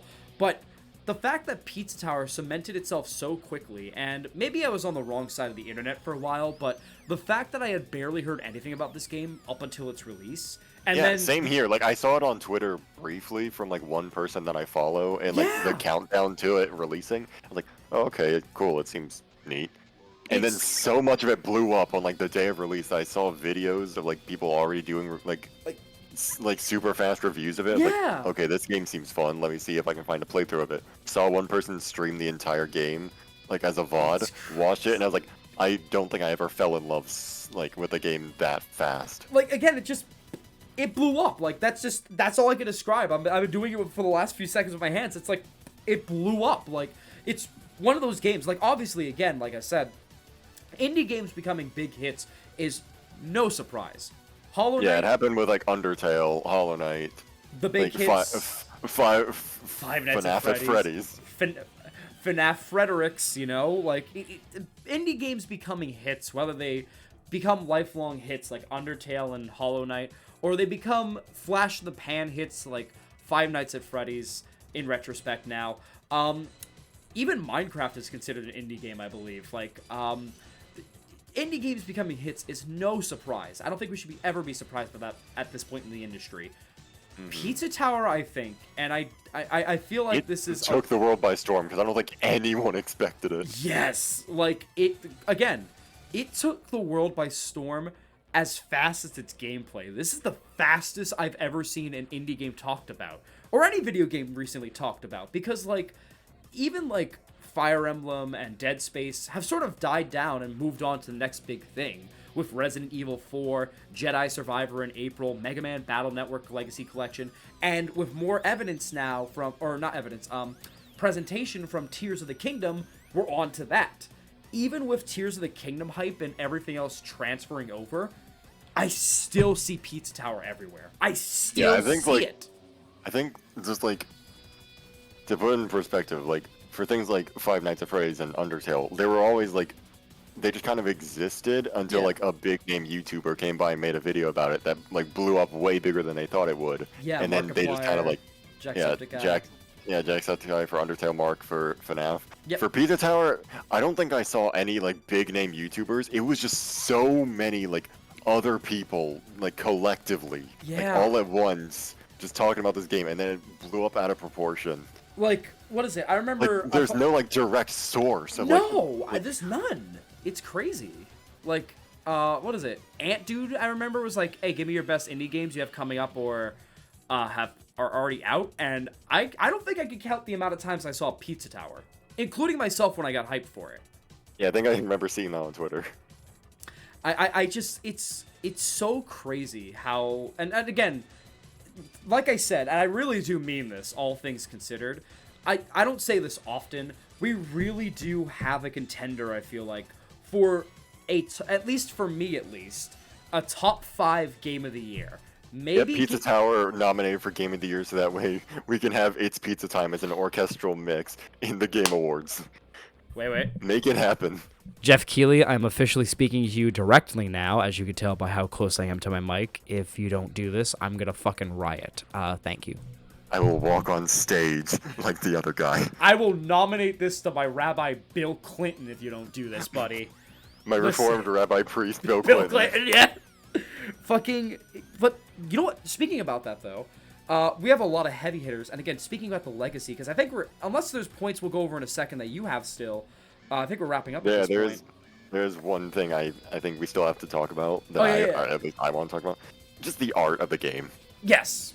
Hands down the art. Hands down the art. Yeah, we'll put a pin on what I was going to say in a second, but the art style, I want to appreciate again. Yeah, the art style I want to talk about. Yes, please. So, for most games, obviously, like, there's, like, different things. Like, some of them are pixel, some of them are, like, smooth lines. For Pizza Tower, I don't think I've ever seen a more consistent art style, because everything is, like, 1 pixel line width. No matter where it is, like, in terms of camera. Like, if you're close, if you're far, it's always just a 1 pixel line width, which makes it so easy to recreate in MS Paint in the best way possible. It's because, like, so funny. when it comes to, like, me making art of, like, some other character, I'm always like, am I doing the lines, like, too thick or too thin? Should it be, like, closer or further? And should I base a line thickness around that? For Pepino, I can just draw him doing whatever the hell I want, and it'll be on model, because it's always the same line width. Which you did when we were going over the thumbnail, because we had 2 different ideas going into it, and like... Oh my god, the two ideas, were the second idea in specific was so funny. It's just, and it came out so well. And you know what, honestly, I probably will have the thumbnail as the main video portion and us talking over it like a podcast would, because I just want to appreciate the art. You can just use the second thumbnail for this one, actually. Do you want to use the second thumbnail for this one? Yeah, I mean, if you're feeling up to it, go right ahead. I'm feeling up to it, yeah. I'll have to go find it again. It's somewhere in the list of P ranks that I did. It's somewhere up there. It is somewhere in there. Also, hi, Dulce. Hello, hi. Dulce, hi. Everyone spam the Dulce command in the chat. And also, if you're watching this on YouTube, spam the Dulce. Dulce, you came in at the part where we're talking about the art. Exactly, as if on cue. Feel free to spam the Dulce command in the YouTube comments as well when this goes on YouTube. But the art, like I said, it's so interesting to blend the art styles that it does, because it's one part, again, Nicktoons. It's got the facial reactions of the 90s, Ren and Stimpy, early SpongeBob. Like Yeah, Pepino goes off model so much. I think I just like specifically in just like Pig City when he's like gets taken by the cops or like Pizza Face, his entire body just becomes mouth. It does. It really does. I love like the cab scene, especially like the taxi where he's just sitting there awkwardly Yeah, in the taxi. those little transitions make the game even better. It could have just been like a quick fade to black loading screen to like the next area. Yeah. No, they filled it in. No, they really do. I love especially the one where you're playing as Gustavo and you're doing the taxi I and know. it's Brick Back to driving that it. guy. And then just like it switched back to Peppino, just back to that guy. And it's just him with a. It's sometimes depending on where the level is. I think you see it in the review at some point. I forget. It's just him with fucking legs and no body. It's so off model. Love it. It catches me off guard every time. Again, what is it? Also, because again, no HP in this game. If you fall in a pit, you get like the technical difficulty. The technical screen. difficulties are so good. I love like how there's just like one of him and his fucking bones broken, and Pizza Face is just sitting behind a camera laughing his ass off. I know. Like, I think there was one where he dropped his ice cream, if I remember correctly. The ice cream one in specific is my favorite. That one was so good. Like, I remember when I got the first, like, technical difficulty screen, and I just saw the ice cream. I was like, wait, what just happened? And I jumped down the pit again on purpose, and I got a different screen, this time of his body broken and him getting laughed at by Pizza Face, and I was like, what is going on? Like, what? Like, it's just, they did so much for this, justice to this art style. And don't even get me started on the level cards. Oh my god.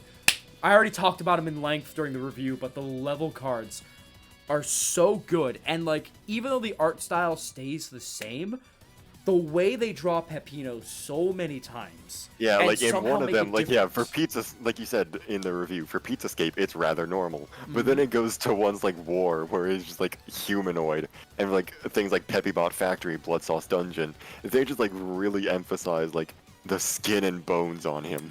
What is it? Krusty Cove made him Oh, yeah, it was almost super JoJo Bizarre humanoid. Adventure, you know? Like, Yeah, like it's just so I'm trying to think of other ones. Like what's off the top of my another good one? golf, God, where it's they the just do a best. Doom Guy reference. It's like a Doom Guy and a Duke Nukem reference all at once. And they show this art stuff too, mind you, in the little TV in the right corner. So every time you get a shotgun, you get Doom Guy Peppino every fucking time.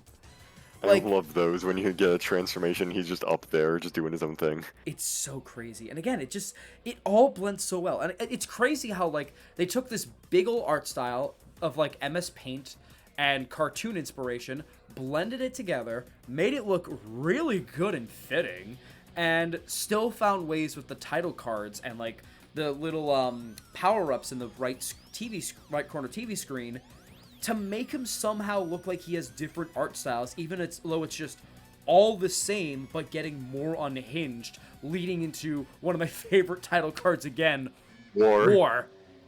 I take a shot every time we say War in this video or in the review. Yeah, I'm take sorry. a shot. It's just that how good. could we not? It's the best level, hands It's down. that good, yes. And especially the thing that fucking Mort the Chicken caused. That one addition of that one obscure character caused such like an influx of like fan art, like level cards, and like other like crossover Yes. characters on Twitter, which I made some too, by the You way. did, yeah. Again, please check out Napkin's Twitter as well. It's just I just loved seeing them. So many like other characters that like, hey, I know that guy. Like, hey, I played that game. I love it. it's crazy because not only did it give like funny ways, obviously, to popular characters, but like there were some obscure ones. I think I saw or like things that people don't remember as much. Like Yeah, I think like, I saw Jack and Daxter in there, obviously on the popular end. I saw Sly Cooper at some point, I think. Yeah, like there were so many good ones. Yeah. Like what was Even it? some just like other characters that aren't even games, just characters, period. Yes. It's crazy. Like we started this whole like a media appraisal, like this media praising with From this characters. one chicken. This one chicken and this one Italian chef did more for crossovers and media appreciation than I feel like Kingdom Hearts did at first. And that's saying something considering it took the two biggest franchises for their respective medias at the time in Disney and Final Fantasy and put them together to what we're getting now in its popularity. Like, Yeah, what do you mean Super Smash Bros. Is the biggest crossover platformer? dude, like if again we referenced it way earlier, but Lord knows the amount of chaos that will happen if Pepino actually gets into Smash. I've already seen like a Pepino mod for Rivals of Ether, and it looks so good. Oh my god, that's so fucking. I didn't know about that. That's actually really sick, actually. Right. I just. I Dude, could talk about this game for so long. we really could. I think we're running out of like the main Yeah. points though. But before we finish up, I guess going back to my original point before we sidetrack back into the art style, the legacy of this game. Like again, we already talked about it so much of how amazing it is and how I think it's a top 5 immediately for me. Again, obviously as the year goes on with more releases like Tears of the Kingdom, obviously with Chia and stuff, and of course one of my most hyped games, Final Fantasy 16. It's always subjected to like, change in its ranking, but it's still going to be in the top 10 no matter what I think. But as of right now, it is definitively in the top 5 until something huge overthrows it. I think right now I have, based on what I've played and based on what I'm near completing, and even if I haven't completed yet based on what I've played, I have 2 games that have already solidified themselves in the top 10 unless something completely overthrows them. And without spoiling the other one, Pizza Tower is one of them. And I will be so fucking shocked if the Game Awards come around this year and Pizza Tower doesn't get nominated for any of them. I will be so damn shocked if Pizza Tower does not get at least Indie Game of the Year. There's no way.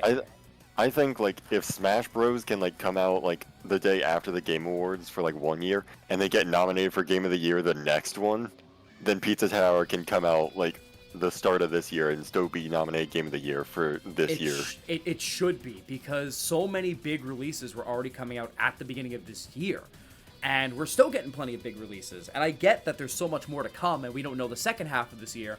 But I will be damned if Pizza Tower, for the quite literal impact it has had on the internet landscape, culturally and like game-wise, and an actual playthrough, like, I will be so surprised if Pizza Tower doesn't at least get a nomination for Indie Game of the Year. Like, the soundtrack, depending on how things go, you can give or take. Game of the Year, that's going to be a really tough one coming up, obviously. But we have so many good indie games coming out this year, and I know Silksong is most likely coming out this year, and it will probably solidify itself as one of the 4 or 5 slots in Indie Game of the Year nominations. Pizza Tower, yeah, for sure. Oh, yeah.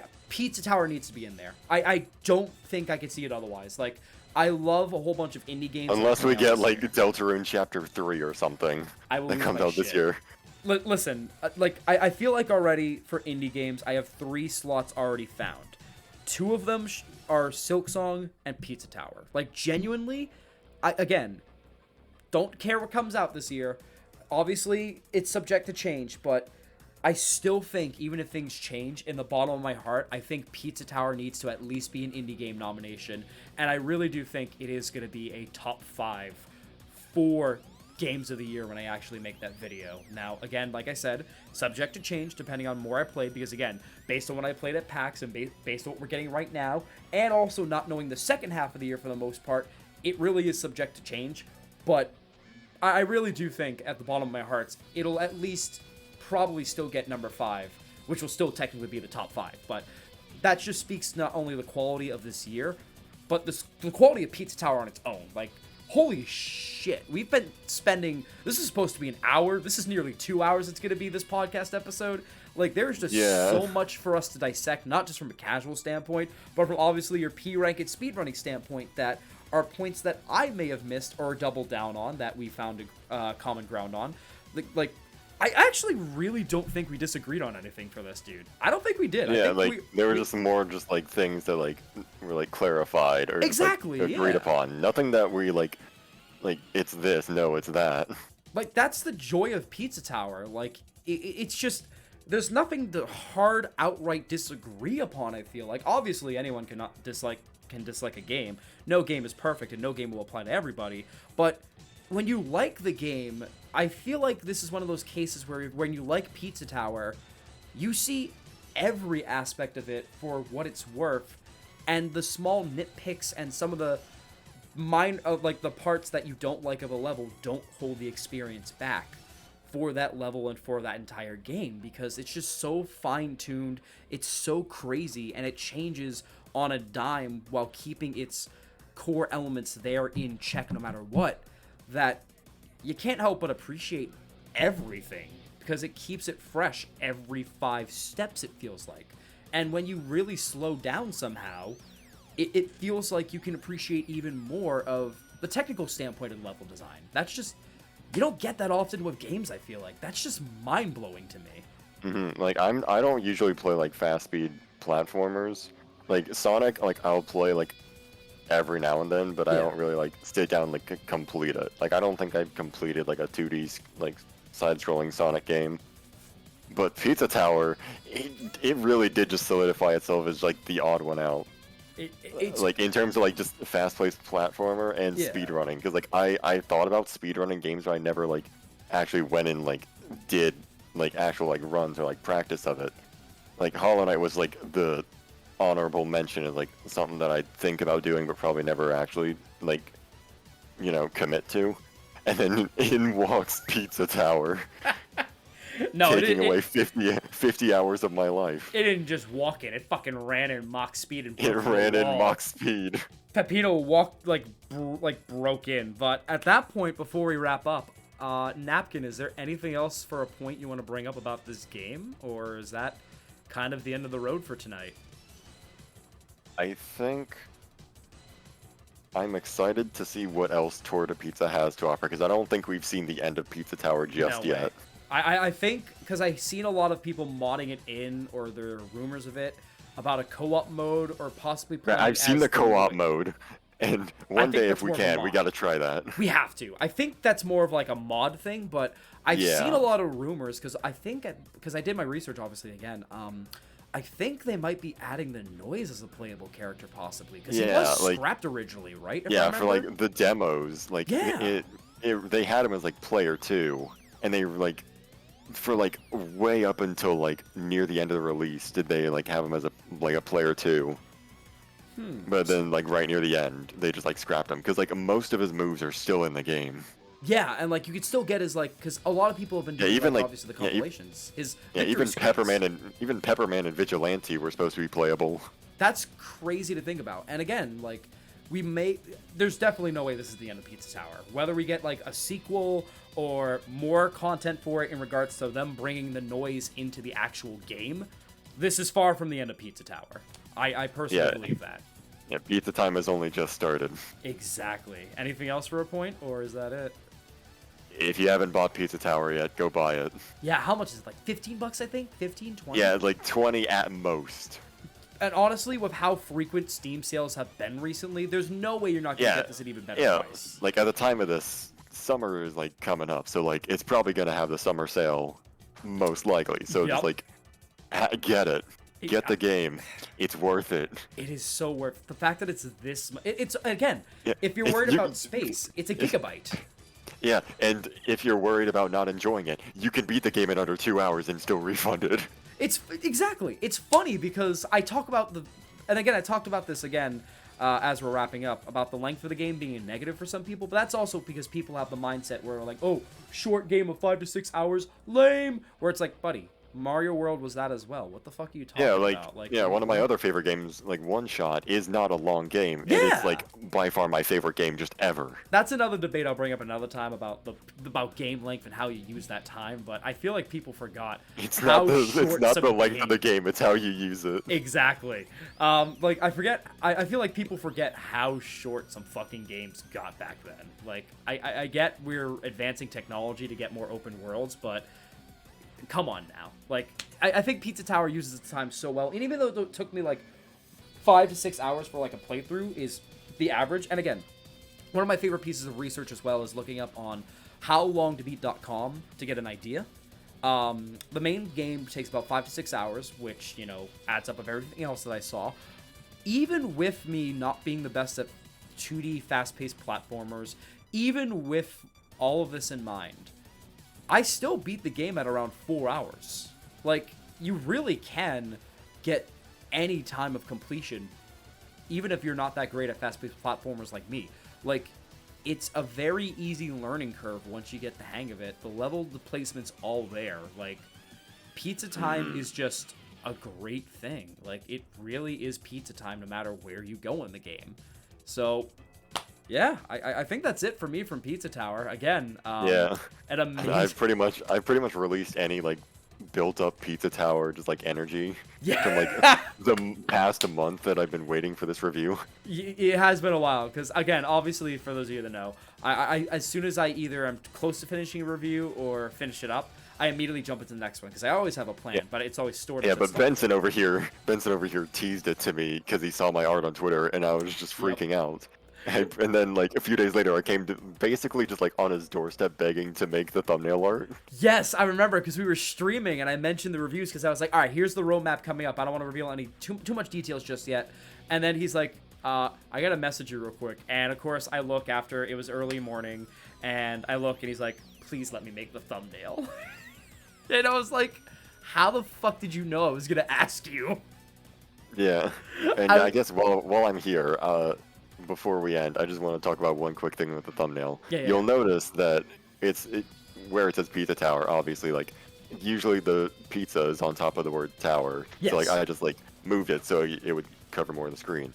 I also wanted to do one other thing. Yeah. I wanted to upscale it so that way it'd be, like, bigger and, like, more noticeable and readable. Mm-hmm. But in doing that, it would, like, mess with the pixel quality so that it wouldn't be like the harsh like line quality thingy. Yeah. So I had one of two options: either upscale it and redo the entire thing, or just keep it how it is. Oh no, dude. So I sat down and remade the entire Pizza Tower title to make it just a bit bigger. This man is a fucking legend, y'all. I can't even. I just. Yeah. Only for Pizza Tower, y'all. Only for Pizza Tower. Oh, dude. Anything else, Napkin?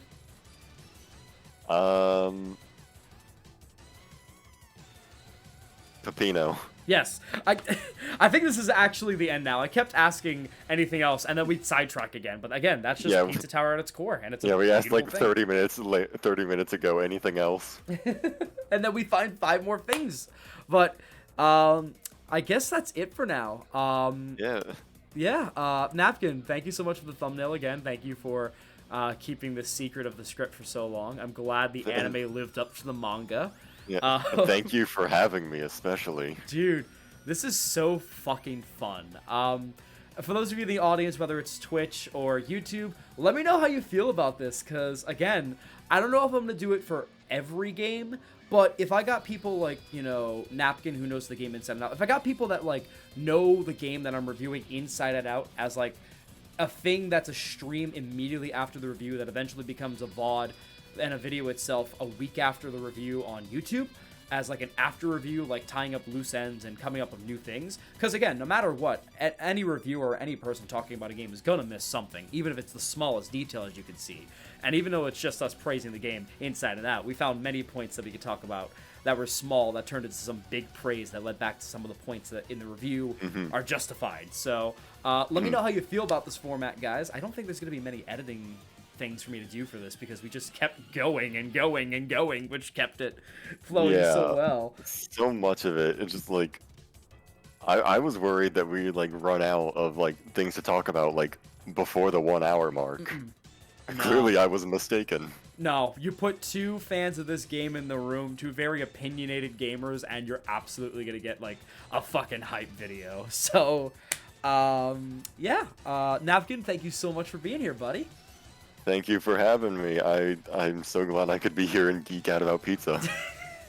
Again, please feel free to check out Napkin on Twitter for those of you on YouTube and Twitch. I really do appreciate it if you could support my best friend's work. He's an absolutely fucking amazing guy. This is around where the video is going to end for YouTube. We're going to take a few minutes after this video ends on Twitch to figure out a raid target and finish some stuff up. And I'm going to go shower after we raid, because work is fun. But thank you, Napkin, again for being here. Thank you for everybody in Twitch for being here for the live action stuff. Thank you so much for everyone on YouTube for watching the review. And this, if you haven't watched the review already, please do. Look forward to more stuff coming Go out. watch it. It's great. I cannot wait to see where people rank this video among like all my other videos, because I always ask that. It's gonna be interesting. Top tier for me. Top tier for me. I knew it. I knew it. I knew it. Like even said in our DMs, like this one in particular, I cannot wait for. It's crazy because like you knew it was gonna be a top tier based on the script, which is like, I knew it would be top tier based on the fact it was Pizza Tower. that's also fair. But again, thank you so much everybody for being here. We will be back with I'll be back at least with another review or two for April, and then there's one for May that I have in mind, and then of course the season 2 finale if all goes well. The next 2 videos, possibly one depending on how time goes, are going to be a bit more of a serious style review, you know, a bit more formal review, since I want to test my hand at that as well, since we're from the top 10 to Pizza Tower to this and so on, in the experimental phase of the game dimension where everything is working and clicking well. So I want to do a formal review, which may be a bit shorter than my usual videos, but I hope you guys still enjoy it.